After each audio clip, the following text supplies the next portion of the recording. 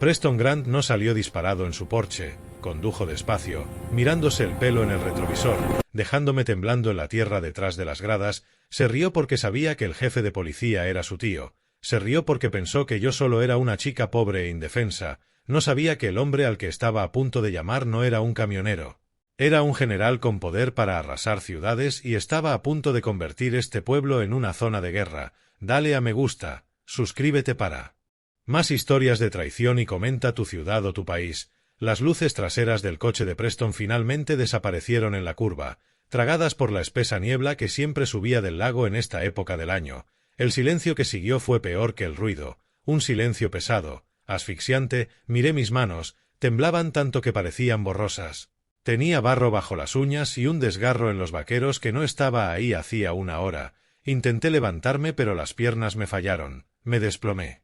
De nuevo sobre la hierba fría y mojada, jadeando, el aire olía a lluvia y a agujas de pino, olores normales que ahora se sentían extraños. Todo había cambiado, el mundo era el mismo pero yo no. Levántate, Laya, me susurré, mi voz sonaba como vidrio moliéndose. Tienes que levantarte. Me obligué a moverme, un pie delante del otro. Empecé a caminar hacia la carretera principal evitando las farolas. No quería que nadie me viera, no quería ver la lástima o el juicio en sus ojos. En este pueblo si te cruzabas con un gran de alguna forma era culpa tuya, no deberías haber estado allí, no deberías haber llevado eso, deberías haber sabido cuál era tu lugar. Mi móvil vibró en el bolsillo, lo ignoré, probablemente era mamá preguntando dónde estaba. Pensar en ella hizo que una nueva oleada de lágrimas me quemara los ojos. Mamá, que trabajaba turnos dobles en el bar solo para que yo pudiera asistir a esta prestigiosa escuela privada con una beca. Ella pensaba que esta escuela era mi salida. No. Sabía que era un coto de caza. Cuando llegué a nuestra pequeña casa blanca descascarada en las afueras del pueblo me sentía entumecida. La luz del porche estaba apagada. Mamá estaba ahorrando electricidad otra vez. Abrí la puerta en silencio esperando colarme al baño para lavarme la suciedad antes de que me viera, pero estaba esperando.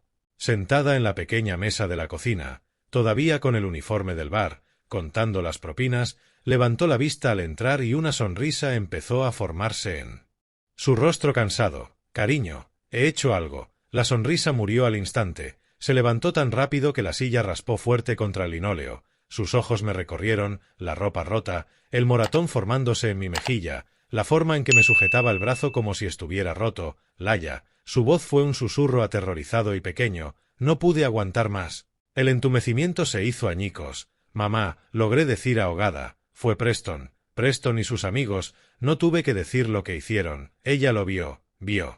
La destrucción de su única hija de pie frente a ella. Por un segundo pensé que se iba a desmayar. Su cara se volvió gris. Pero entonces algo cambió.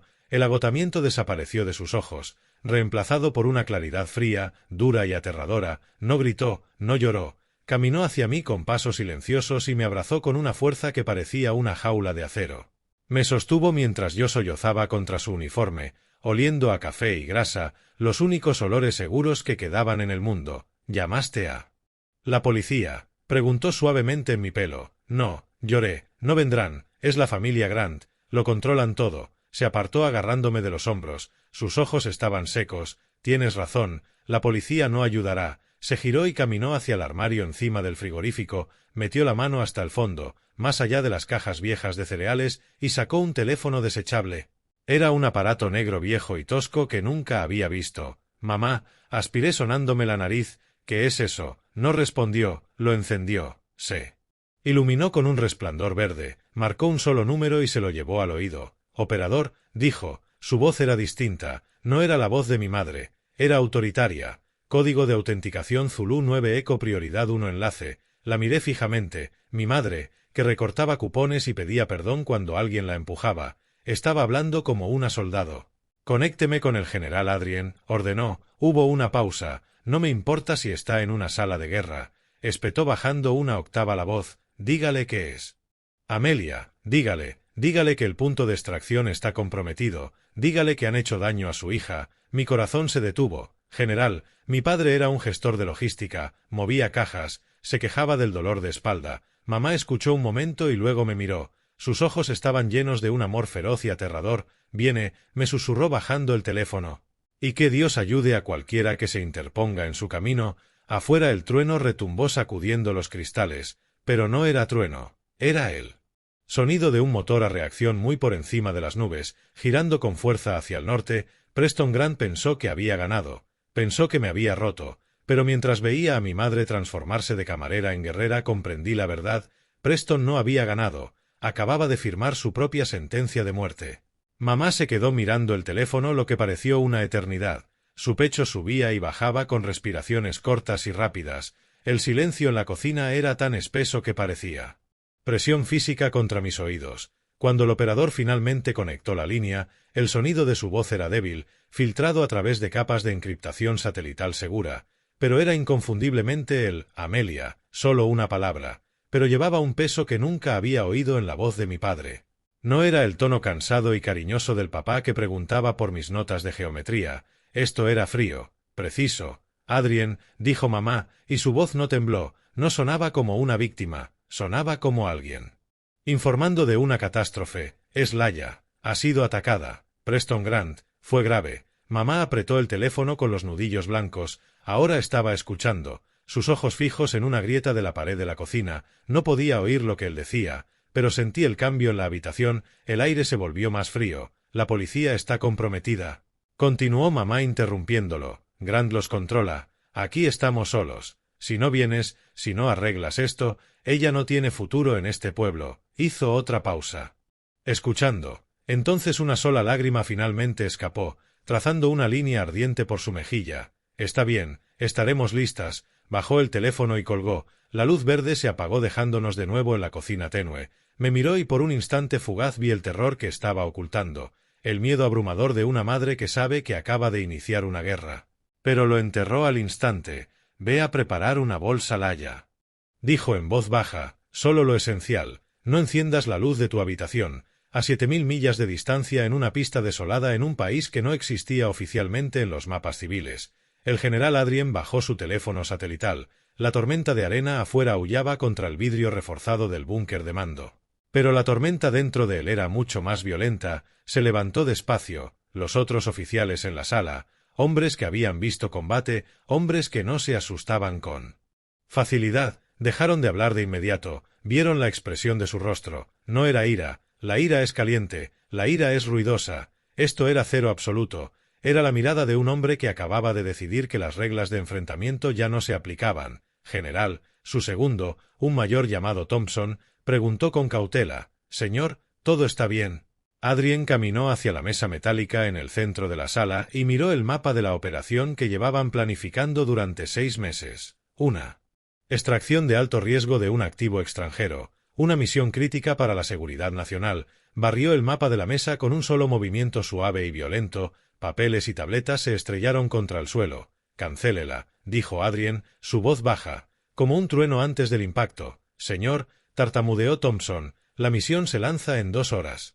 «No podemos simplemente». «He dicho que la cancele», rugió Adrien golpeando la mesa metálica con el puño. El sonido resonó como un disparo. «Mis parámetros de misión han cambiado. Prepare el Gulfstream. Necesito un plan de vuelo presentado para Estados Unidos». Inmediatamente, Thompson lo miró desconcertado. «General, no puede abandonar el teatro. El Pentágono le arrancará las estrellas por esto, que puede ser más importante que esta operación». Adrien se giró hacia él. Sus ojos eran vacíos oscuros. Metió la mano en su chaleco táctico y sacó una foto plastificada y gastada. Era yo, con 10 años, sin un diente delantero, sosteniendo un molinillo que me había comprado en una feria del condado. La miró un largo segundo, su pulgar rozando mi cara. «Mi hija», susurró Adrien, las palabras cortando el silencio como una cuchilla. «Alguien tocó a mi hija». Levantó la vista hacia Thompson y el mayor vio algo en los ojos del general que le heló la sangre. Era la promesa de una violencia tan total, tan completa, que no dejaría nada más que cenizas. «Consígame el jet mayor», ordenó Adrien caminando hacia la salida sin mirar atrás, «y consígame la línea encriptada con el equipo fantasma. No necesito soldados para dónde voy, necesito monstruos». Cuando salió a la arena arremolinada, el viento azotando su uniforme, no sintió el calor del desierto. Lo único que sentía era la sensación fantasma de sus manos alrededor del cuello de Preston Grant.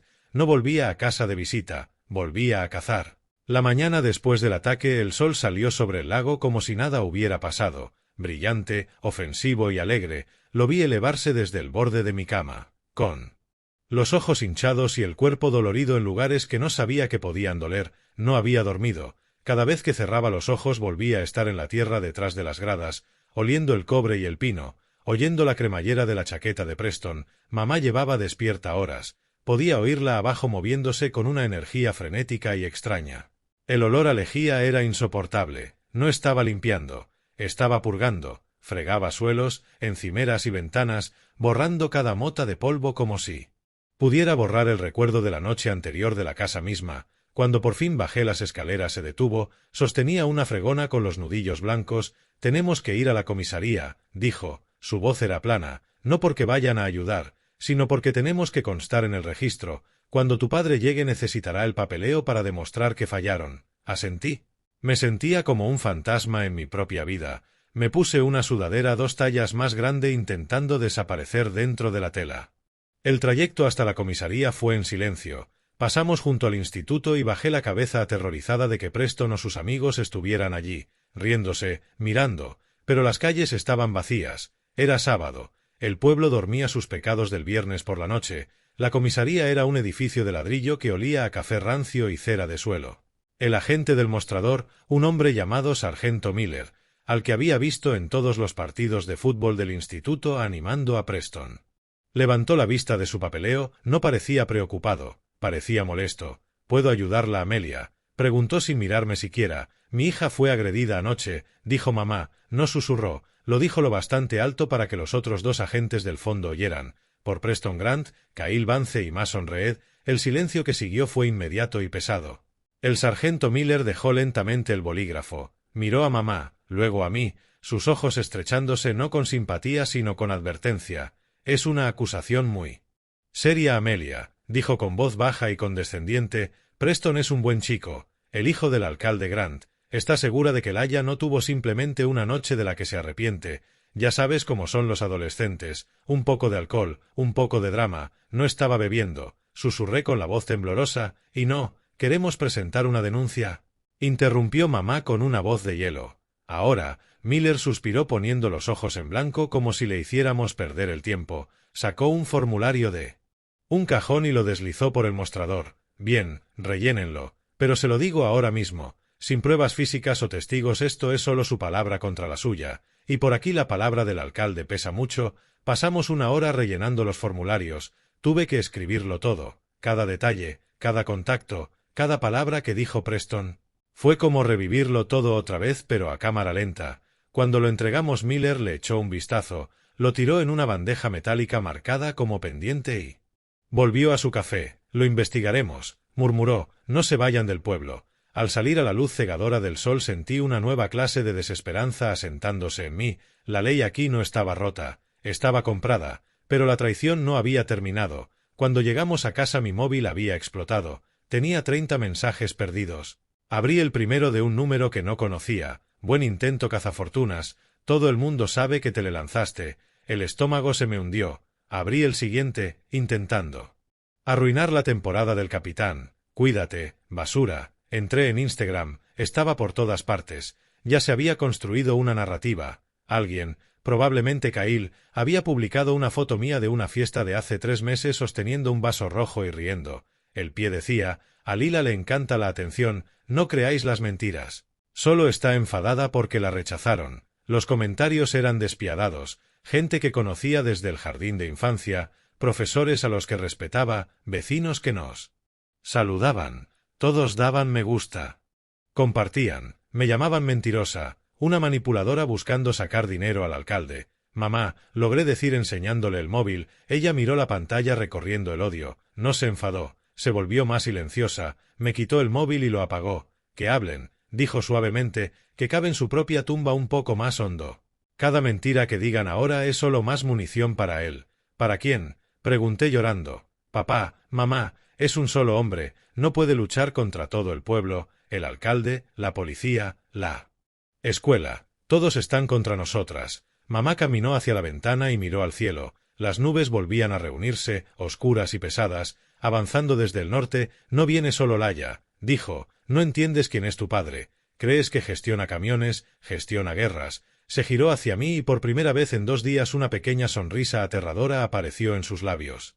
Y no lucha limpio. Esa noche la noticia salió a nivel local. Canal 4, la cadena que el alcalde Grant prácticamente poseía. Emitió un segmento sobre bromas adolescentes que salieron mal. No me nombraron, pero mencionaron una acusación falsa contra las estrellas deportivas del pueblo. Entrevistaron al alcalde Grant, estaba en su césped impecable con aspecto paternal y preocupado. Es una pena, dijo a la cámara negando con la cabeza. Intentamos ayudar a estas familias de bajos ingresos. Darles becas, darles una oportunidad, y así nos lo agradecen. Mentiras y chantaje. Mi hijo es la víctima aquí. Yo miraba desde el sofá. Envuelta en una manta, sintiéndome cada vez más pequeña. Quería desaparecer, quería morir, pero entonces sonó el teléfono, no el desechable, el teléfono de casa. Mamá lo cogió, escuchó un segundo y me lo pasó. Es él, dijo. Cogí el auricular con la mano temblando. Papá, Laia. Su voz era cristalina, sonaba cerca. Estoy en el aeródromo, llego en 40 minutos.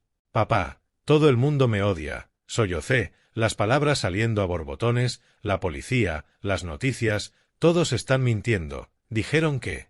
Yo lo quería. Laia, escúchame, dijo. Su voz no era reconfortante, era un ancla, detuvo mis temblores. No mires las noticias, no mires el móvil, lo que digan es ruido, no importa. Pero ganaron, susurré, ya ganaron. No, dijo, no han ganado, solo han hecho la lista de objetivos más grande. Oí un sonido al fondo de la llamada, un golpeteo profundo y rítmico.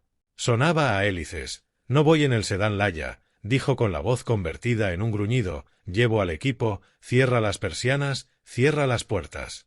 Y espera al trueno. La línea se cortó, miré a mamá, ya estaba en la ventana cerrando las cortinas gruesas. Se movía con precisión, comprobando cerraduras, apagando la luz del porche. Nos sentamos en la oscuridad del salón, el silencio estirándose. Entonces lo oímos. Al principio solo era una vibración en el suelo, luego un zumbido bajo, luego un rugido que hizo temblar los marcos de los cuadros en las paredes. Corrí a la ventana y miré por la rendija de las cortinas. 2 todoterrenos negros con cristales tintados bajaban por nuestra calle a toda velocidad en perfecta formación. No frenaron en los badenes, giraron bruscamente hacia nuestro camino de entrada con los neumáticos chillando, cerrando el paso frente a la casa. Las puertas se abrieron de golpe y 4 hombres salieron. No eran policías, no eran soldados con uniforme, llevaban ropa de calle, chaquetas oscuras, pantalones cargo, botas, pero se movían como depredadores. Escanearon la calle, los árboles, los tejados en un solo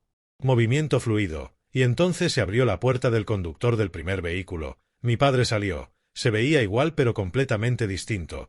Llevaba un chaleco táctico negro sobre una camiseta gris. Tenía unos auriculares alrededor del cuello. No miró la casa, miró la calle, al vecino que espiaba detrás de las persianas. Lo miró fijamente hasta que las persianas del vecino se cerraron de golpe. Caminó por el sendero hacia nuestra puerta flanqueado por los 4 hombres. Abrí la puerta antes de que pudiera llamar. Llenó el marco. Parecía cansado, los ojos enrojecidos, barba de varios días en la mandíbula. Me miró de verdad, viendo el moratón, el miedo, la forma en que me protegía el cuerpo. No dijo una palabra. Entró y me rodeó con los brazos. Olía a combustible de avión y café rancio. Hundí la cara en su pecho y por fin, por primera vez desde el ataque, me sentí a salvo. Estoy aquí, susurró en mi pelo, y he traído el infierno conmigo. La puerta se cerró tras ellos, dejando fuera al mundo. La casa, normalmente tan silenciosa que se oía el zumbido del frigorífico, de repente se sintió pequeña, llena de una energía que nunca había experimentado, cinética, peligrosa e increíblemente controlada. El general Adrien, mi padre, se quedó en el centro de nuestro salón. No se quitó el chaleco táctico, no se sentó. Miró el papel pintado desconchado, la alfombra gastada y la pila de facturas impagas sobre la encimera. Apretó la mandíbula, un músculo palpitó cerca de su oreja. No era juicio, era culpa. Había estado fuera luchando guerras ajenas mientras su propio castillo se desmoronaba. Despejen el perímetro, dijo en voz baja a los hombres. Sin decir una palabra, 3 de los hombres se desvanecieron por el resto de la casa. Uno fue a la puerta trasera, otro a la cocina y otro subió arriba. Se movían en silencio, revisando ventanas, buscando micrófonos, asegurando el lugar. El 4.º hombre, el que papá había llamado Mayor Thompson, se quedó junto a la puerta, brazos cruzados, con los ojos vigilando la calle a través de la mirilla. Papá por fin se giró hacia mamá. Ella estaba de pie junto a la isla de la cocina, abrazándose a sí misma, temblando apenas ahora que la adrenalina se le estaba yendo. Él se acercó y le tomó las manos. Su contacto fue suave, un contraste brutal con la precisión letal con la que acababa de entrar. «Lo siento», dijo, con la voz áspera. «Debería haber estado aquí. Ya estás aquí», susurró mamá apoyando la frente en su pecho. Él la sostuvo un momento y luego me miró a mí. Se acercó al sofá donde yo estaba sentada, aún envuelta en la manta, se arrodilló con una rodilla en el suelo para quedar a mi altura. De cerca se veía mayor de lo que recordaba. Había nuevas líneas alrededor de los ojos, canas en la barba, pero sus ojos eran los mismos, intensos, de un azul que atravesaba. «Laya», dijo, «necesito que me cuentes todo. Sé que se lo dijiste a la policía, sé que se lo dijiste a tu madre, pero necesito que me lo digas a mí. Me duele hablar de eso», susurré. «Lo sé», dijo él, «pero el informe policial es una mentira, las noticias son una mentira. Necesito la verdad para poder desmantelarlos pieza por pieza». Así que se lo conté. Le conté lo de la fiesta a la que no quería ir, lo de cómo Preston me ofreció llevarme a casa, el desvío hacia el bosque detrás de la escuela, la risa, el olor de la tierra, la forma en que Kyle y Mason me sujetaban mientras Preston. No pude terminar la frase, me derrumbé, sollozando contra mis manos. Papá no se inmutó, no apartó la mirada, escuchó cada palabra, absorbiendo el horror, no me soltó frases vacías, no dijo «todo irá bien», solo asintió, y su cara se endureció hasta convertirse en una máscara de piedra. Cuando terminé se levantó, caminó hacia el mayor Thompson. «Pon al equipo en comunicaciones», dijo. «Quiero un informe digital completo de Preston Grant, Kyle Vance y Mason Reed. Quiero las finanzas de sus padres. Quiero sus registros telefónicos. Quiero saber dónde compran el café y con quién hacen trampas en los impuestos. Lo quiero todo». «Sí, mi general», dijo Thompson tocándose el auricular, «y Thompson», añadió papá, bajando la voz a un susurro que cruzó toda la sala, «averigua qué juez firmó la orden para enterrar las pruebas». «Hecho». Papá se volvió hacia nosotras. «No nos quedamos aquí esta noche. No es seguro. ¿Saben dónde vivís? ¿A dónde vamos?», preguntó mamá mirando alrededor del único hogar que había conocido en 20 años. «He montado un puesto de mando», dijo papá, «un antiguo centro logístico a las afueras del pueblo. Está fuera de la red». «Papá», pregunté yo secándome las lágrimas, «¿qué vas a hacer?». Me miró, y por un segundo el soldado desapareció y solo vi a un padre que estaba sufriendo. Pero luego el soldado volvió, más frío y más aterrador que antes. «Voy a visitar la escena del crimen», dijo. «La policía ya la limpió». Dije. «Dijeron que no había nada». La policía miró con los ojos cerrados. Dijo él. «Yo voy a mirar con los míos abiertos». Hizo un gesto a los hombres. «Nos movemos en 5. Preparad el coche». 20 minutos después íbamos en la parte trasera de uno de los todoterrenos negros, acelerando hacia las afueras del pueblo, pero en lugar de ir al refugio papá hizo que el conductor parara cerca de la escuela. Ya era de noche. El campo de fútbol estaba vacío, las gradas se alzaban como costillas esqueléticas contra el cielo oscuro. «Quedaos en el coche», ordenó. Salió solo. Lo observé a través del cristal tintado, se movía entre las sombras, mezclándose con la oscuridad. Caminó hasta el lugar detrás de las gradas, el lugar que atormentaba mis pesadillas. No se limitó a mirar alrededor, se puso a 4 patas, sacó una linterna táctica potente y empezó a peinar el suelo centímetro a centímetro. Buscaba algo que los policías locales, con prisa por proteger al hijo del alcalde, habían sido demasiado vagos o demasiado corruptos para encontrar. Estuvo 1 hora ahí fuera, cavando en el barro, apartando hojas. De pronto se detuvo. Metió la mano en un parche de hierba alta cerca de la valla y sacó algo. Brilló bajo el haz de la linterna, se levantó sacudiéndose la tierra de las rodillas, sostuvo el objeto a contraluz, examinándolo de cerca, luego sacó de su bolsillo una pequeña bolsa de pruebas, dejó el objeto dentro y la selló. Volvió al coche. Cuando abrió la puerta la luz interior le iluminó la cara. Tenía un gesto sombrío, pero en sus ojos había un destello de triunfo. «¿Qué es?», preguntó mamá. Él levantó la bolsa. Dentro había un gemelo dorado, pesado, hecho a medida y grabado con iniciales. «No es de Preston», dijo papá. «Preston lleva porquería barata intentando parecer rico. Esto es oro de verdad». «¿De quién es?», pregunté. «Es del tercer chico», dijo papá. «Mason Reed. Su padre es el promotor que construyó este estadio. Y acaba de cometer el mayor error de su vida. Golpeó el cristal del separador que nos separaba del conductor. Llévanos al puesto de mando», dijo. «Ya tenemos el primer hilo. Ahora tiramos de él hasta que se deshaga todo el jersey. Mientras el coche se alejaba miré la escuela por última vez. Por primera vez no sentí miedo, sentí otra cosa, sentí el comienzo del fin para ellos. El general había vuelto a casa y tenía munición. El antiguo centro logístico era una reliquia de la Guerra Fría. Un búnker de hormigón enterrado a medias en una ladera a unas 10 millas al norte del pueblo. La mayoría pensaba que era solo un almacén abandonado.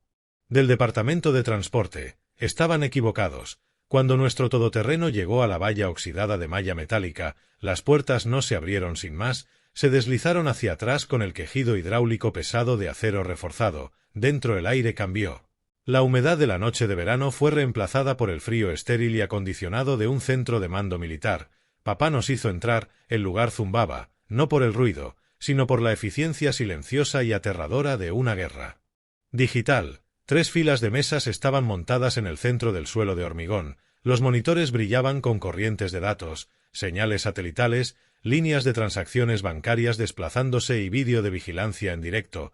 Los hombres que papá había traído ya estaban trabajando, los dedos volando sobre los teclados. «Siéntate», dijo papá señalando un sofá de cuero en la esquina. «Aquí estáis a salvo. Esta instalación no existe en ningún mapa del condado». Mamá se sentó, pero yo no pude. Me acerqué a la pantalla más cercana. Mostraba una transmisión en directo de una casa que reconocí al instante, la mansión del alcalde. Podía ver la piscina, la casa de invitados, incluso la luz parpadeando en la ventana del dormitorio de Preston. «Tenemos ojos sobre todos», dijo el mayor Thompson apareciendo a mi lado. No me miró con lástima.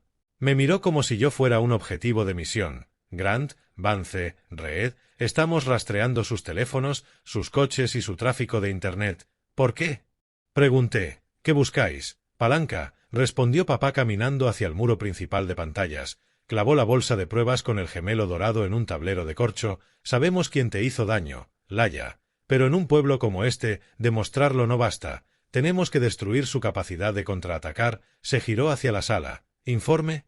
Un hombre con gafas y el brazo lleno de tatuajes giró su silla. «Mi general, hemos reventado las finanzas del promotor. El padre de Mason Reed está moviendo dinero a través de empresas pantalla en las Islas Caimán. Parece comisiones ilegales de obras. Átalo al alcalde», ordenó papá. «Ya lo hice», dijo el hombre con una mueca. «La firma del alcalde Grant está en los permisos de zonificación de cada uno de los proyectos de Reed, y escucha esto.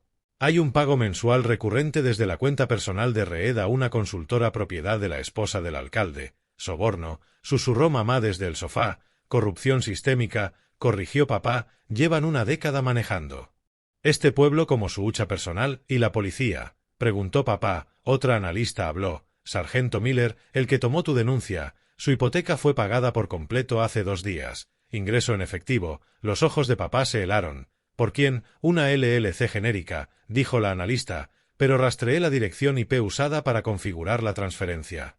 «Apunta a la oficina del alcalde en su casa». La sala quedó en silencio. Esto ya no iba solo de una agresión en el instituto. Era una red criminal federal. «Le pagaron», dije con la voz temblando. «Le pagaron para ignorarme». Papá se acercó y me puso una mano en el hombro. «Le pagaron para enterrar la verdad, pero no sabían que nosotros trajimos palas». Se volvió al equipo. «Tenemos el móvil. Tenemos el rastro del dinero. Ahora necesitamos la conexión con la agresión. Necesitamos saber por qué estaban tan desesperados por silenciar a Laya en concreto». «Señor», interrumpió el mayor Thompson levantando una tablet. «Creo que tiene que ver esto. Acabamos de descifrar las copias en la nube de Preston». Papá tomó la tablet. Pasó varias imágenes y su cara se endurecía con cada segundo. Luego se detuvo. Se quedó mirando la pantalla un buen rato, con una expresión imposible de leer. «¿Qué es?», preguntó mamá levantándose. Papá no le respondió. Me miró a mí. «Laya, la noche de la fiesta, ¿los oíste hablar de algo antes de que pasara?» Cerré los ojos, intentando atravesar el trauma, intentando recordar las palabras entre la niebla del miedo. «Estaban discutiendo», susurré. «Mason estaba enfadado con Preston. Dijo, mi padre nos va a matar si ella se entera». Y Preston se rió y dijo, «Es una don nadie, no entenderá lo que vio». «¿Qué viste, Laya?», preguntó papá con urgencia. «Piensa». Yo entré en el despacho. Dije, el recuerdo golpeándome. Estaba buscando el baño. Estaban todos apiñados alrededor de un portátil. Lo cerraron de golpe cuando entré, pero vi un mapa. Tenía líneas rojas por todas partes. Papá miró la tablet otra vez y luego la pantalla principal.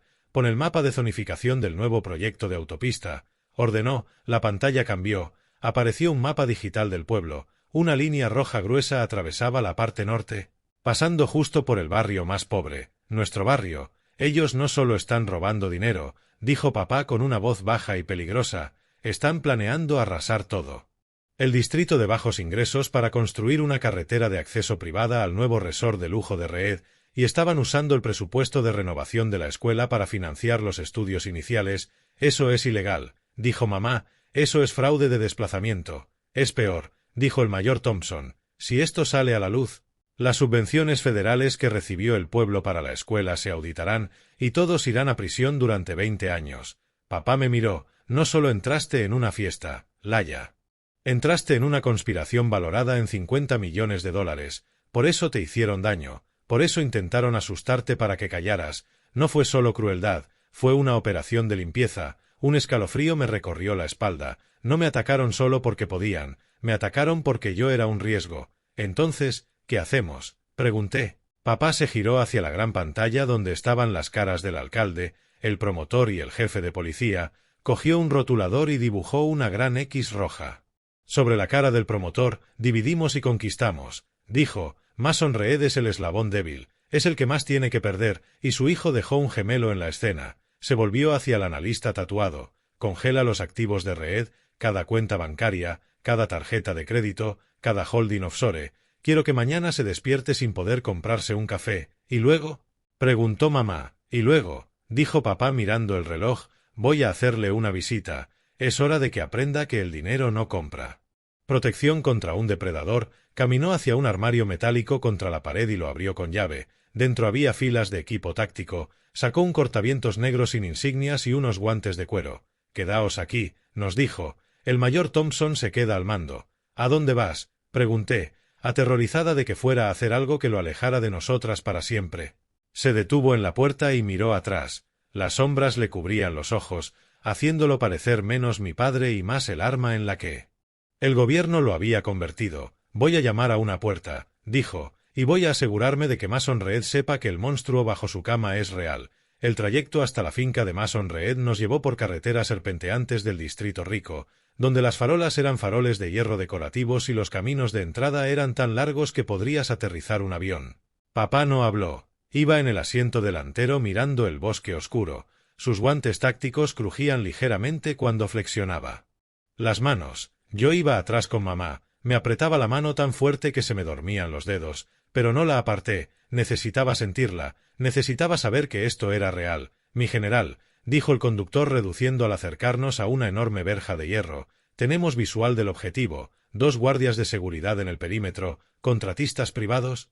No disparen a menos que les disparen, dijo papá con calma. No hemos venido a matarlos. Hemos venido a despertarlos. El todoterreno se detuvo junto al interfono. Una voz crepitó por el altavoz, aburrida y arrogante. Propiedad privada. De la vuelta. Papá bajó la ventanilla. No gritó, no amenazó. Simplemente sostuvo su identificación militar ante la cámara. General Adrien para ver al señor Reed por un asunto de seguridad nacional. Abra la puerta o haré que este vehículo la atraviese. Hubo una larga pausa. Luego la pesada verja empezó a abrirse. Subimos por el camino con la grava crujiendo bajo las ruedas. La casa era una mansión. Columnas. Balcones. Una fuente en el centro de la rotonda. Parecía un palacio construido sobre el sufrimiento de gente como nosotras. Papá bajó primero. Subió los escalones y tocó el timbre. Mason Reed abrió en persona. Llevaba una bata de seda y un vaso de whisky. Parecía molesto, como si lo estuviéramos interrumpiendo. Pero cuando vio a mi padre, alto, con chaleco táctico, ojos como granito, su molestia se convirtió en confusión. ¿Puedo ayudarle?, preguntó Reed dando vueltas a la bebida. Supongo que sé. Ha equivocado. Mason Reed, preguntó papá. Soy yo. ¿Y quién demonios es usted? Papá no se presentó. Metió la mano en el bolsillo y sacó la bolsa de pruebas. Levantó el gemelo dorado dejándolo colgar delante de la cara de Reed. La cara de Reed palideció, lo reconoció al instante, el whisky en su vaso tembló. Creo que perdió esto, dijo papá, o mejor dicho, lo perdió su hijo mientras agredía a mi hija. Los ojos de Reed fueron hacia los todoterrenos detrás de papá y volvieron al gemelo. Intentó recomponerse, forzando una risa frágil. No sé de qué me habla. Mi hijo tiene muchos gemelos. Eso podría ser de cualquiera. Tiene sus iniciales, dijo papá en voz baja, y tiene ADN. Pero no hemos venido a hablar de joyas, señor Reed, hemos venido a hablar de los 50 millones de dólares que está blanqueando a través de las Islas Caimán. El vaso se le resbaló de la mano a Reed, se hizo añicos en el porche y el líquido ámbar salpicó sus zapatillas caras. ¿Usted? Usted no puede. Tartamudeó retrocediendo. ¿Quién es usted? Soy el hombre que acaba de congelar sus activos, dijo papá dando un paso dentro del umbral obligándolo a retroceder hacia su propio vestíbulo. Desde hace 10 minutos sus cuentas en First National están bloqueadas. Sus empresas pantalla offshore han sido marcadas por el Departamento del Tesoro. Ahora mismo no puede comprar ni un chicle, y mucho menos a un juez. Reed retrocedió hasta una mesa de mármol, sudando. Esto es acoso. Llamaré al alcalde. Haré que lo arresten. Llámelo, retó papá. Por favor, quiero que sepa que estoy aquí. Papá sacó el móvil y tocó la pantalla. Pero antes de hacerlo, debe saber que mi equipo ya envió un paquetito al IRS, al FBI y a los medios de la capital. Giró el móvil para que Reed viera la pantalla. Era un borrador de correo con archivos PDF adjuntos de extractos bancarios, permisos de zonificación y transferencias. El botón de enviar ya se ha pulsado, dijo papá con frialdad. La primera ficha ya cayó.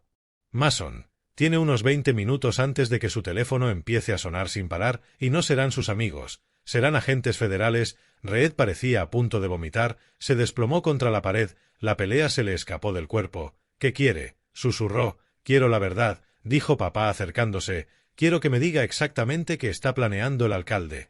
Quiero que me diga quién dio la orden de silenciar a mi hija. Y si me miente, si omite un solo detalle, me aseguraré de que pase el resto de su vida en una celda tan pequeña que no pueda ponerse de pie. Reed miró a papá y luego por encima de él hacia el todoterreno donde yo estaba mirando. Me miró a mí, me vio de verdad, y entendió que la chica que él consideraba basura acababa de traerle un ejército a la puerta. Fue Grant, dijo Reed ahogándose con la voz temblorosa. Fue todo Grant.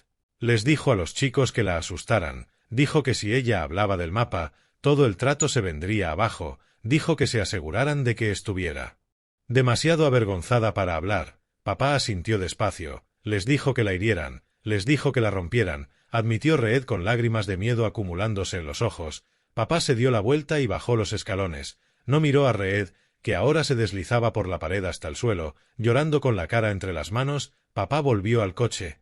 La luz interior estaba apagada, pero yo podía sentir el calor que desprendía. Nos ha dado al alcalde, le dijo papá al mayor Thompson. Tenemos el testimonio. ¿Y ahora qué? Preguntó mamá. Papá miró la mansión una última vez mientras nos alejábamos. Ahora, dijo, le cortamos la cabeza a la serpiente. El sol ni siquiera había salido cuando comenzó la siguiente fase. Estábamos de vuelta en el búnker, pero el ambiente había cambiado de análisis a ejecución. Papá estaba de pie en la consola principal, con un auricular en una oreja, dirigiéndolo todo como un director de orquesta del caos. Autorizaciones bancarias congeladas, informó un analista. Mason Reed acaba de intentar transferir 2 millones a una cuenta suiza. Lo marcamos como financiación de terrorismo. La cuenta está bloqueada. Bien, dijo papá. Ahora la fuerza bruta. Se giró hacia la gran pantalla donde aparecía la cara del sargento Miller. Este hombre cree que es intocable porque tiene una placa, dijo papá a la sala. Cree que la ley es un escudo detrás del que puede esconderse mientras vende justicia al mejor postor. Hoy le vamos a arrancar ese escudo. Vi como el equipo de mi padre empezaba a desmenuzar la vida de Miller. No era solo el pago de la hipoteca. Encontraron deudas de juego. Encontraron correos a un corredor de apuestas local enviados desde el portátil del coche patrulla. Encontraron grabaciones de la cámara del salpicadero de hace 3 años que se habían perdido. Imágenes de él recibiendo un sobre con dinero de uno de los socios del alcalde Grant durante un control de tráfico. Tenemos suficiente para imputarlo, dijo el mayor Thompson. Una imputación tarda demasiado, respondió papá con la voz dura. Lo quiero quebrado. Quiero que traicione a Grant antes de que amanezca. Me miró. Laia, necesito que seas valiente. Voy a hacer una llamada. Quiero que escuches. Marcó la línea principal de la comisaría, pero no la conectó por los canales normales. Hackeó su sistema interno de despacho. De repente, el audio de la comisaría llenó el búnker. Oímos teléfono sonando, agentes hablando, la cafetera siseando. Central, aquí unidad 4, crepitó una voz. Sargento Miller, estoy de 10 a 8, yendo a la tienda de donuts. Papá apretó un botón en su consola. Negativo, unidad 4. Habla el general Adrien. Regrese a la comisaría de inmediato. Hubo silencio en la línea. Luego una risa temblorosa. ¿Quién es usted? Este es un canal restringido. Identifíquese. Soy el hombre que está mirando tu cuenta bancaria, dijo papá, con su voz resonando por el sistema de radio policial. El del ingreso de $50.000 de Grant Consulting. Y también soy el hombre que está viendo el vídeo de la dashcam del 12 de agosto de 2022. Oímos la sirena del coche de Miller sonar un instante, y luego silencio. Había parado. Escúchame bien, continuó papá, bajando la voz a un susurro letal. Tengo a un equipo de auditores federales revisando cada detención que has hecho en los últimos 5 años. Tengo tus correos. Tengo tus mensajes. Tengo los datos de GPS que muestran que estabas aparcado frente a la casa del alcalde la noche en que atacaron a mi hija. Yo solo estaba haciendo mi trabajo, balbuceó Miller, con el pánico filtrándose en su voz. Tu trabajo era protegerla, rugió papá, y el sonido hizo vibrar los altavoces del búnker. En cambio la vendiste por el pago de una hipoteca. No fui yo, gritó Miller. Fue el jefe. Me dijo que lo enterrara. Dijo que si no lo hacía, encontrarían una razón para despedirme. Ahí lo tienes, dijo papá con calma, mirando al equipo. Grabad eso. Lo tenemos, mi general, asintió el técnico de audio. Miller, dijo papá al micrófono, tienes exactamente una oportunidad de no acabar en una prisión federal. Vas a entrar en el despacho del jefe con un cable, y vas a conseguir que admita que el alcalde Grant ordenó el encubrimiento. Si lo haces, quizá te dejo conservar tu pensión. Si no, entregaré personalmente tu expediente al Departamento de Justicia. Lo haré, lloró Miller. Lo haré. Solo no publiques las grabaciones. Papá cortó la comunicación. Se quitó el auricular y miró a mamá. La policía está neutralizada, dijo. Miller traicionará al jefe. El jefe entrará en pánico y llamará al alcalde, y el alcalde intentará huir, terminó mamá. Que lo intente, dijo papá. Tengo un dron sobre su casa a 20.000 pies. No puede mover un músculo sin que yo lo sepa. Pero la guerra psicológica no era solo para los adultos. Mayor, dijo papá, es hora de los chicos. El mayor Thompson asintió y tecleó un comando. Ejecutando protocolo Casa de Cristal, apareció en la pantalla. Se abrieron 3 ventanas nuevas. Eran los smartphones de Preston, Cahill y Mason. Les acabamos de empujar una pequeña actualización a sus móviles, me explicó Thompson. Les cambia el fondo de pantalla. Observé cómo las pantallas en el monitor se transformaban. En lugar de fotos de coches o selfies, el fondo era una sola imagen aterradora, el sello oficial del Ejército de Estados Unidos con las palabras bajo investigación federal estampadas en rojo en el centro. Luego su chat grupal, el que usaban para reírse de mí, se inundó, no de mensajes, sino de archivos. El equipo de mi padre subió cada pieza de evidencia directamente a su chat. La foto del gemelo, las transferencias bancarias, la grabación de audio de Miller confesando. Vimos cómo aparecían los leído. Leído por Preston, leído por Cahill, leído por Mason. Y entonces empezaron a dispararse los mensajes. Mason, ¿qué es esto? ¿Es real? Cahill, mi padre acaba de recibir una llamada del FBI, está perdiendo la cabeza. Preston, calla. Es falso. Es solo un hacker. Entonces apareció un nuevo mensaje en el chat. Venía de un número etiquetado simplemente como el general. No es falso. Y no soy un hacker. Soy el padre de la chica a la que hicisteis daño. Mira por la ventana.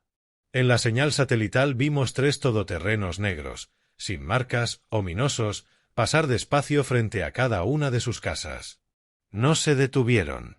Solo pasaron lentos y pesados, como tiburones dando vueltas en el agua. En el chat, el pánico fue total. Kyle, están fuera. Dios mío, están fuera. Mason, yo me bajo. Se lo voy a contar todo. No voy a ir a la cárcel por vosotros. Preston. Preston, ni se te ocurra. Mi padre te va a matar. Mason, tu padre no puede salvarnos. ¿Has visto quién es ese? Eso es el ejército. Papá miraba la pantalla con los brazos cruzados. No sonreía. Para él no era un juego. Era un desmantelamiento.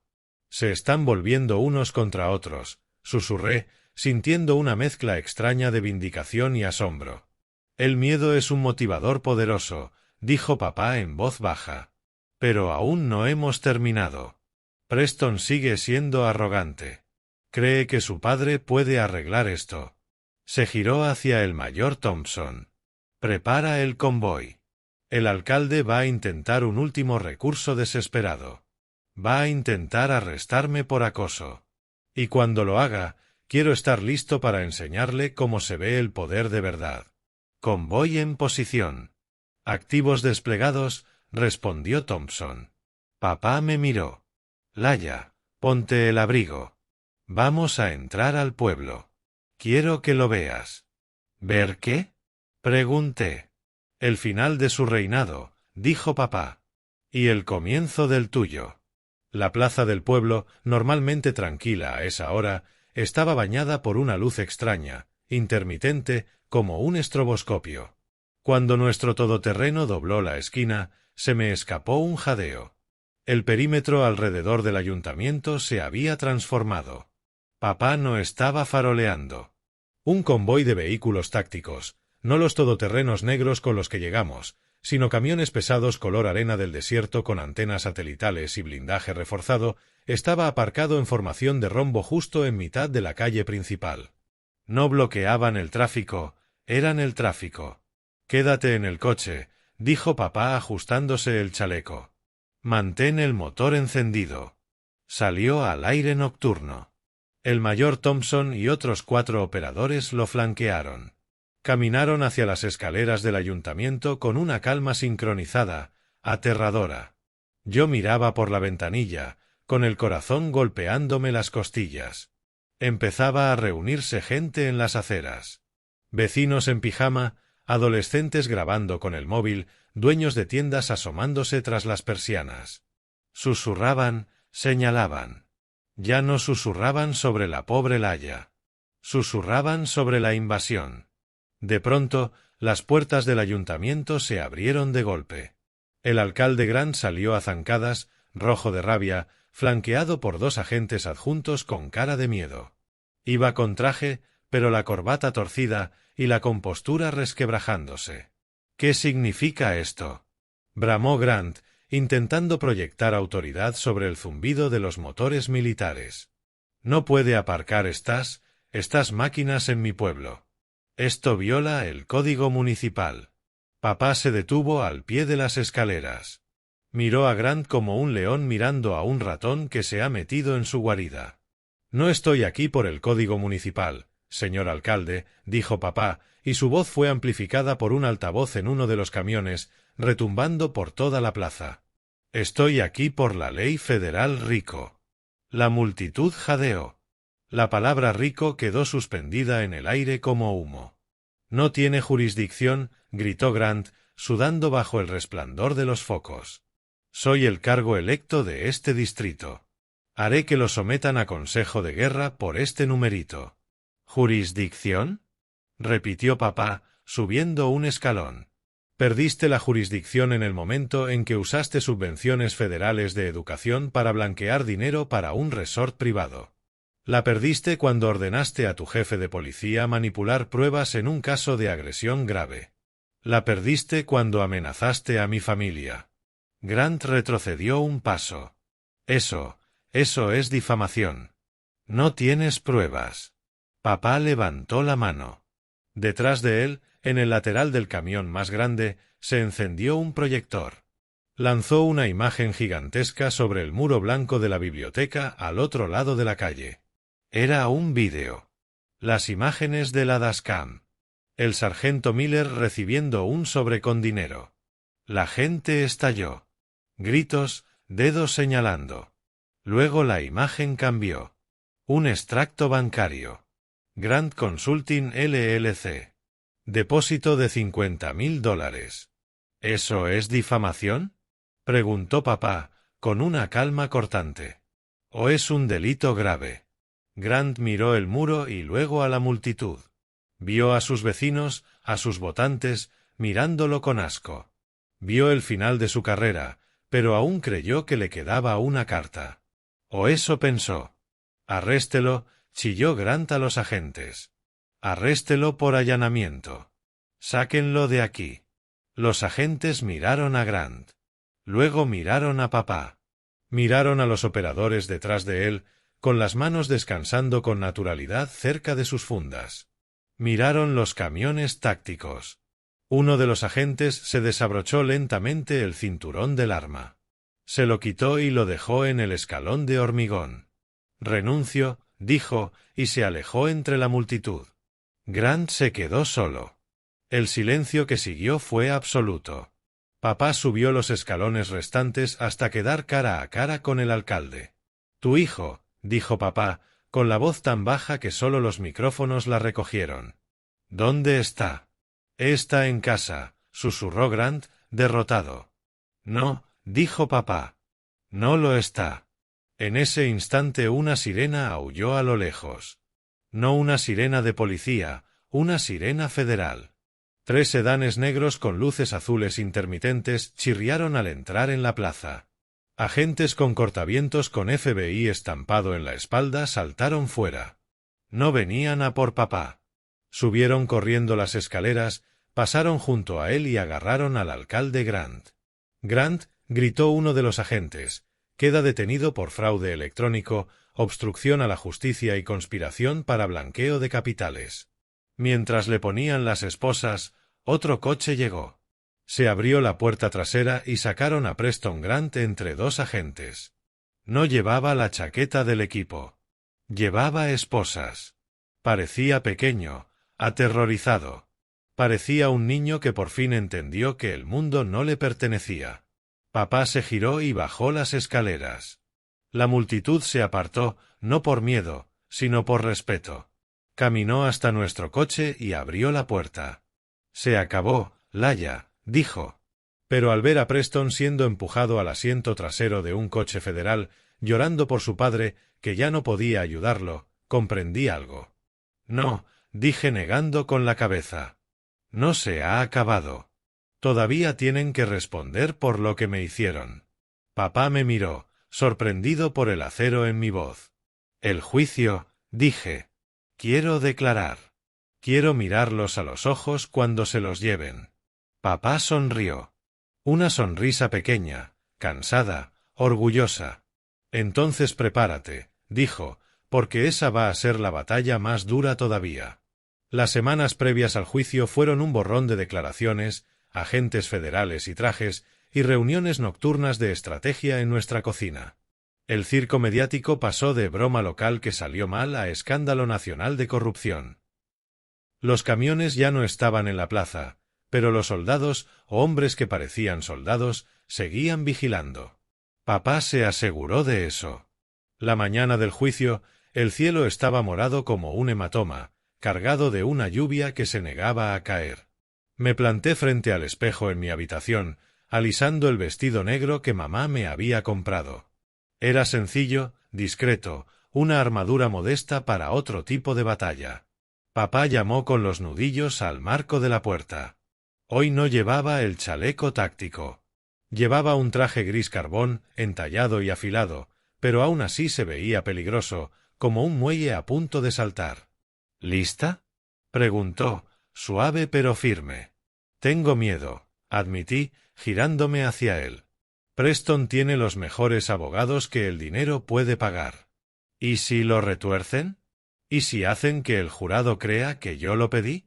Papá se acercó y apoyó las manos en mis hombros. «No pueden retorcer la verdad, Laya. No con las pruebas que tenemos. Y recuerda, no entras ahí sola. Tienes al gobierno de Estados Unidos detrás de ti. Tienes a tu madre y me tienes a mí. El juzgado era una fortaleza. Habían puesto barricadas para contener a los reporteros. Mientras subíamos las escaleras, los flashes estallaban como relámpagos. Yo caminaba con la cabeza baja, concentrándome en el sonido de los zapatos de papá golpeando el hormigón. Dentro, el aire era rancio y frío. La sala estaba llena. No había un asiento libre. Vecinos, periodistas y en primera fila las familias de los acusados. Los vi al instante. Preston, Cahill y Mason sentados en la mesa de la defensa. Estaban distintos. La arrogancia se había ido, sustituida por un miedo pálido, hueco. Llevaban trajes que les quedaban grandes. Preston no me miraba. Tenía la vista clavada en la mesa, la pierna botando nerviosa. La fiscal, una mujer llamada Eleanor Vance, sin relación con Cahill, era una tiburona. Papá la había elegido a dedo. No paseaba, acechaba. En pie, ordenó el alguacil. El juez entró. Un juez federal traído de otro distrito porque todos los jueces locales se habían apartado del caso. El juez Harland era un hombre mayor con ojos que lo habían visto todo y al que nada impresionaba. Los alegatos iniciales fueron brutales. El abogado de Preston, un tipo pulido de Nueva York llamado señor Sterling, intentó pintar a los chicos como víctimas de una caza de brujas política orquestada por un padre militar fuera de control. Son chicos, argumentó Sterling señalando a los acusados, jóvenes prometedores con futuros brillantes. Y por un malentendido en una fiesta, sus vidas están siendo destruidas por todo el peso del gobierno federal. ¿Dónde está la evidencia física del crimen? ¿Dónde están los testigos? Sentí el estómago encogerse. Era bueno. Estaba haciendo que el jurado los viera como niños, no como depredadores. Pero entonces llegó nuestro turno. Eleanor Vance se levantó. No gritó. No agitó los brazos. Solo caminó hasta el estrado y dejó un único pendrive sobre él. No estamos aquí para hablar de malentendidos, comenzó, con una voz que cortó la sala. Estamos aquí para hablar de la destrucción sistemática de la vida de una chica joven, financiada con dinero público robado y encubierta por funcionarios corruptos. Llamó a su primer testigo, el sargento Miller. Miller parecía destrozado. Sudaba, los ojos se le movían por toda la sala. Había aceptado el trato. Le contó al jurado todo, la llamada del jefe, el sobre con dinero, las instrucciones de perder mi declaración. El jurado susurraba, vi a una mujer en la última fila negar con la cabeza con asco, pero Sterling lo despedazó en el contrainterrogatorio. Usted es un delincuente confeso, sargento Miller. Aceptó sobornos. Mintió en informes policiales. ¿Por qué debería este jurado creer una sola palabra de lo que dice ahora? Solo está diciendo lo que el gobierno quiere que diga para salvarse el pellejo, ¿no? Miller tartamudeó. Ahora estoy diciendo la verdad. Ah, ¿sí? Se burló Sterling. ¿O es solo un mentiroso al que pillaron? Sentí el corazón hundirse. Sterling estaba sembrando duda. Lo estaba haciendo parecer una conspiración contra los chicos. Necesitábamos algo imposible de negar. La acusación llama a Laya, anunció Vance. La sala quedó en silencio absoluto. Me levanté. Las piernas me temblaban como gelatina. Caminé hasta el estrado sintiendo cientos de miradas encima. Juré decir la verdad. Me senté. Laya, dijo Vance con suavidad, cuéntele al jurado qué pasó esa noche. Tomé aire. Miré a papá. Asintió una sola vez. Se lo conté. No usé el guión que había practicado. Solo hablé. Les conté el frío, el olor de la tierra, la forma en que se reían, la forma en que supliqué. Les conté el camino a casa, la vergüenza, la sensación de estar sucia y rota. Vi a jurados llorando. Vi al juez mirando sus notas, la mandíbula apretada. Pero Sterling estaba esperando. Se levantó para el contrainterrogatorio. Sonrió con una sonrisa falsa, depredadora. Lila, dijo. Fuiste a la fiesta voluntariamente, ¿verdad? Sí, susurré. ¿Y estabas bebiendo? Tomé un refresco. ¿Un refresco en una fiesta de instituto? Alzó una ceja. Vamos, Laia. Todo el mundo estaba bebiendo. ¿No es posible que tu memoria esté un poco borrosa? No, dije firme. No es cierto, continuó acercándose, ¿que estabas colada por Preston? ¿Que estabas enfadada porque él no quería una relación contigo?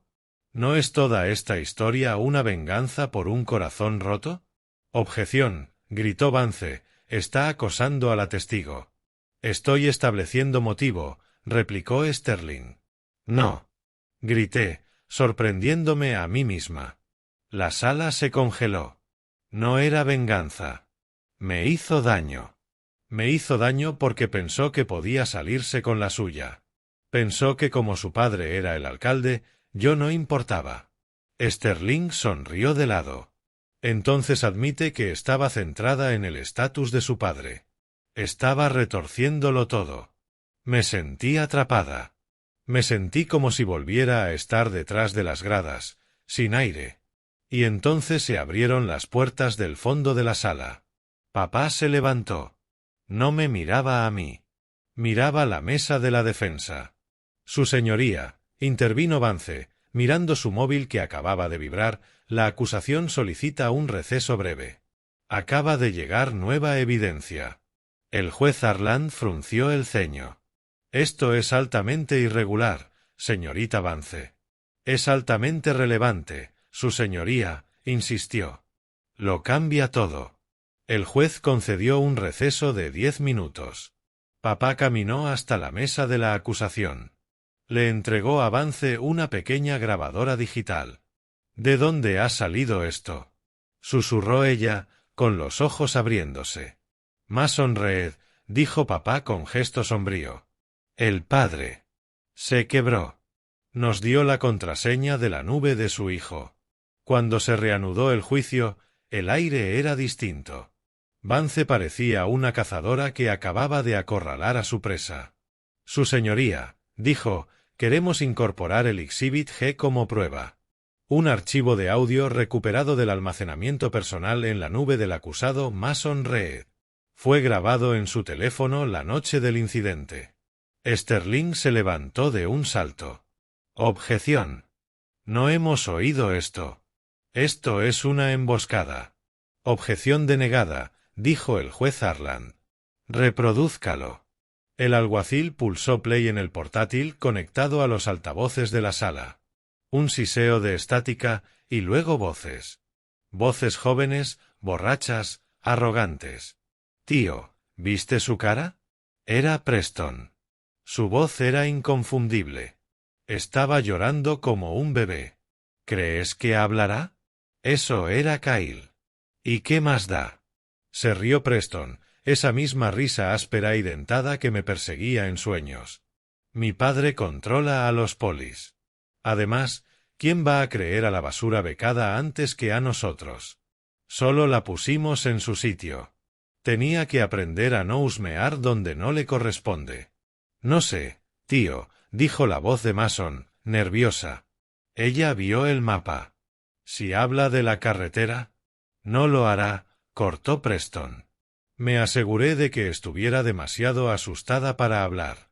La rompimos. La grabación terminó. El silencio en la sala fue absoluto. Más pesado que el silencio del búnker.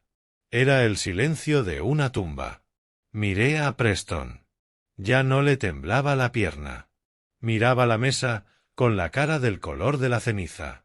Sterling, su abogado, cerraba lentamente su cuaderno. Sabía que se había acabado. La rompimos, repitió Vance, dejando que esas palabras quedaran suspendidas en el aire. Esas fueron tus palabras, Preston. La rompiste. Se giró hacia el jurado. No solo la agredieron. Lo confesaron. Se jactaron. Y admitieron que el motivo era encubrir un fraude de millones. Se sentó. Sterling no hizo más preguntas. Ni siquiera miró al jurado. Los alegatos finales fueron cortos. El jurado deliberó menos de una hora. Cuando regresaron, el portavoz, un mecánico con grasa bajo las uñas, se puso en pie. No miró a los acusados. Me miró a mí. En el cargo de conspiración para obstrucción a la justicia, leyó, declaramos al acusado Preston Grant culpable. En el cargo de agresión con agravantes, culpable.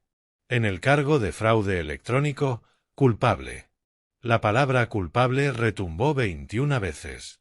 Una por cada chico, en cada acusación, en todos los cargos. La madre de Preston soltó un aullido en la primera fila. El alcalde Grant, sentado al fondo con esposas, se tapó la cara con las manos. El juez Harland miró a los chicos. Fijo la audiencia de sentencia para la próxima semana. Pero que quede claro. Usaron su privilegio como arma. Creyeron estar por encima de la ley. Y están a punto de descubrir lo pesada que puede ser la ley. Se revoca la fianza. Quedan en prisión preventiva de inmediato. Los alguaciles se acercaron. El chasquido de las esposas resonó en la sala. Los vi llevárselos. Preston se giró. Nuestras miradas se cruzaron. No se veía furioso. Se veía pequeño. Se veía como un chico que entendió demasiado tarde que no era el protagonista del mundo. Sentí la mano de papá en mi hombro. Ya está, susurró. Tomé una bocanada de aire. El aire del juzgado ya no olía rancio. Olía a lluvia. Olía a que por fin se había terminado. Pero al salir, supe que quedaba una cosa más. El dinero, esos millones corruptos que habían robado. Papá también tenía un plan para eso. La audiencia de sentencia se celebró 3 semanas después. Las hojas de los árboles fuera del juzgado se habían vuelto de un rojo violento, a juego con el ánimo del pueblo. La sala estaba aún más llena que antes. Pero esta vez el ambiente era distinto. No había susurros, no había especulaciones, solo un miedo pesado y asfixiante que salía de la mesa de la defensa. Preston, Cahill y Mason entraron escoltados, con monos naranjas. Llevaban grilletes en muñecas y tobillos. La arrogancia que los había definido durante años, las chaquetas del equipo, los coches rápidos, las sonrisas de desprecio, todo eso les había sido arrancado, dejándolos como lo que eran. Niños asustados enfrentándose a las consecuencias de delitos de adultos. El juez Harland no perdió tiempo. Leyó las pautas de sentencia con una voz monótona que hacía que cada palabra sonara más definitiva. Preston Grant, dijo por encima de las gafas. Usted fue el cabecilla.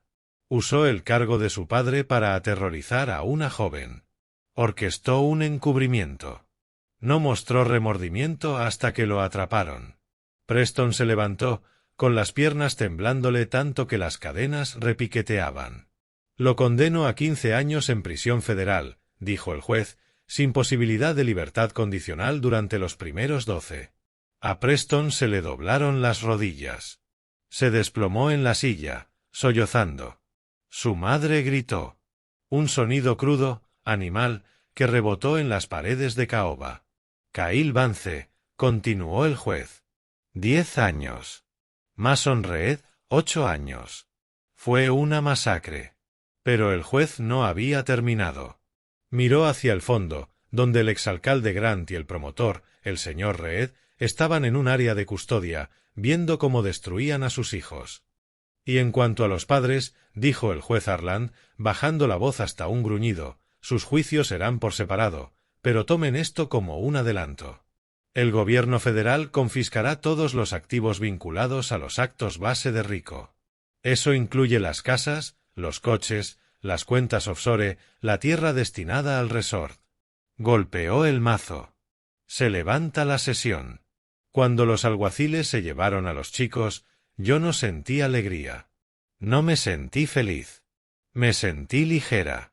El peso que me había aplastado el pecho durante meses por fin se había ido. Papá me sacó del juzgado. Los reporteros gritaban preguntas, pero los ignoramos. Nos metimos en la parte trasera del todoterreno negro, donde mamá nos esperaba. Se la veía cansada, pero sonreía. Se acabó, dijo, tomándome la mano. No del todo, dijo papá, mirando al conductor. Llévanos al banco. ¿Al banco? Pregunté. ¿Por qué? Porque la justicia no es solo prisión, dijo papá. Es reparación. Fuimos al First National Bank del centro. El director nos estaba esperando en la puerta, nervioso. Papá entró como si fuera el dueño, y con las órdenes federales de embargo, prácticamente lo era. Nos sentamos en una sala de reuniones. El director deslizó un papel hacia mí. ¿Qué es esto? Pregunté. Es un cheque, dijo el director, del Fondo de Decomiso de Activos.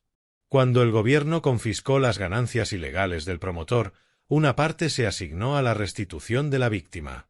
Miré la cifra. Era abrumadora. $2 millones. Esto es su dinero, susurré. Era su dinero, corrigió papá.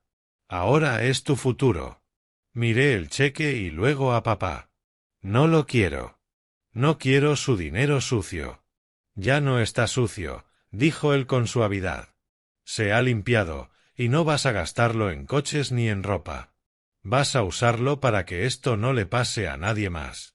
Sacó una carpeta. Ya tengo el papeleo preparado. La Fundación Laya, un fondo de defensa legal para víctimas de agresión en pueblos pequeños que no pueden permitirse luchar contra sistemas corruptos.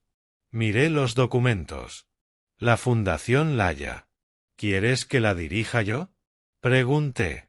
Quiero que la lideres, dijo papá. Ahora tienes voz, Laya. Derribaste a un alcalde. Derribaste una dinastía. La gente te va a escuchar.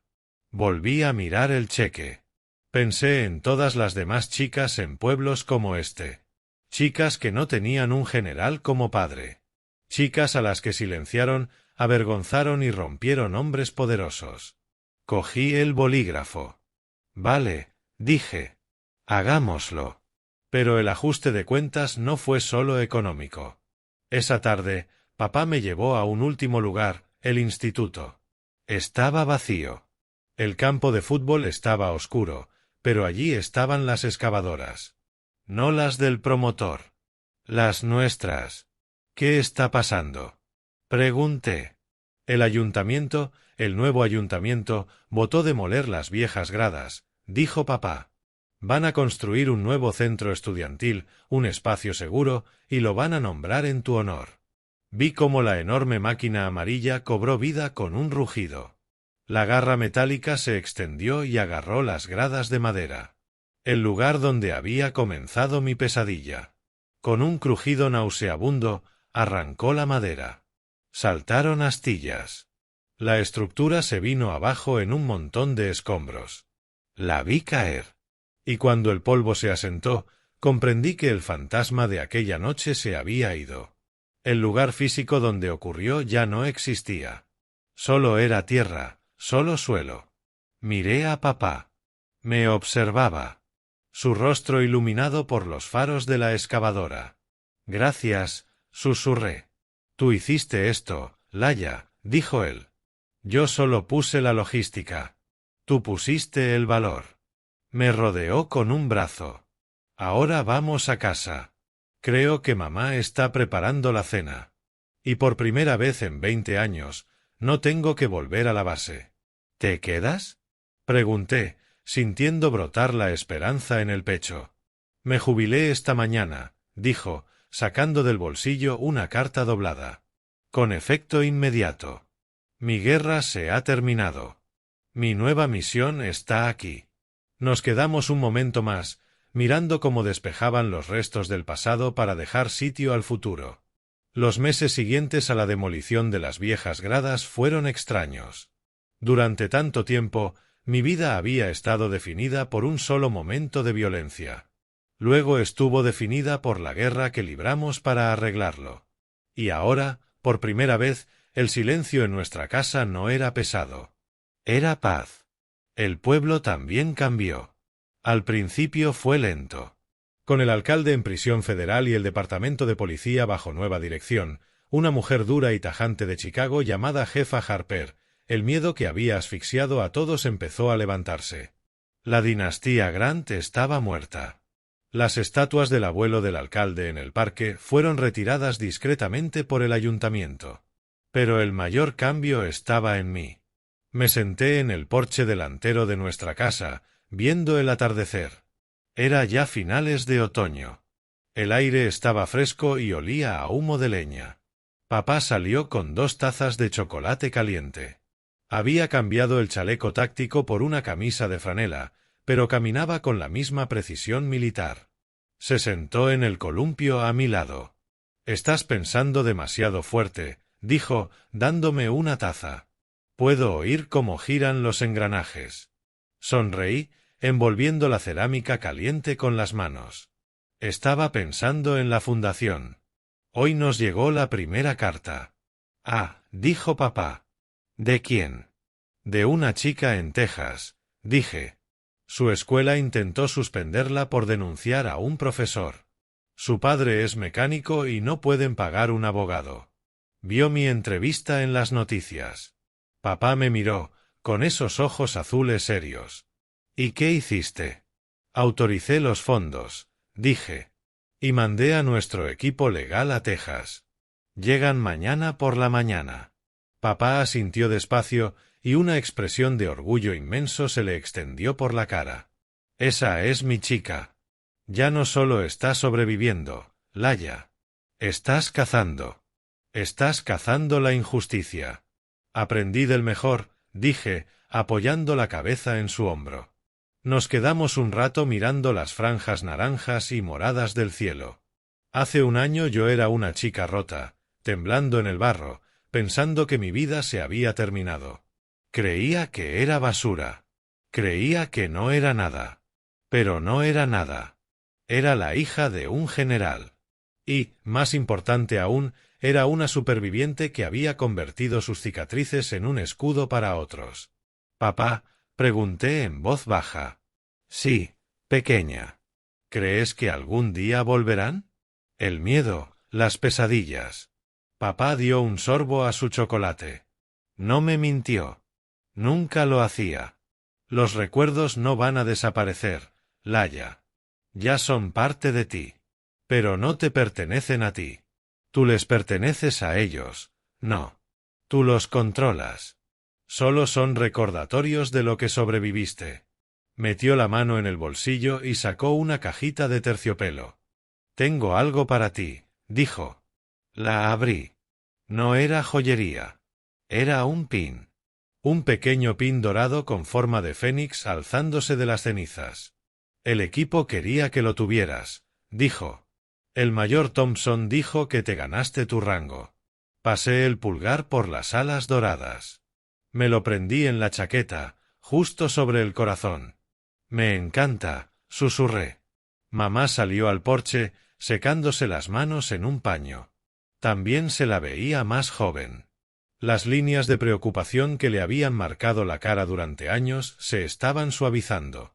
«La cena está lista», dijo, sonriendo. «Pero antes de comer, mirad la calle». Levanté la vista. Un coche negro pasaba despacio frente a nuestra casa. No era un agente del FBI. No era una amenaza. Era la señora Reed, la madre de Mason, la esposa del promotor que intentó destruirnos. Se detuvo un segundo. Nos miró en el porche. No saludó. Solo asintió, un reconocimiento pequeño y humilde de derrota y respeto. Y luego siguió su camino. «Lo saben», dijo papá en voz baja. «Todos saben que este pueblo es tuyo ahora, Laya». Me levanté, sintiendo el viento frío en la cara. Ya no le tenía miedo a la oscuridad. «No», dije, mirando a mis padres, el ejército que me había salvado. «Es nuestro pueblo».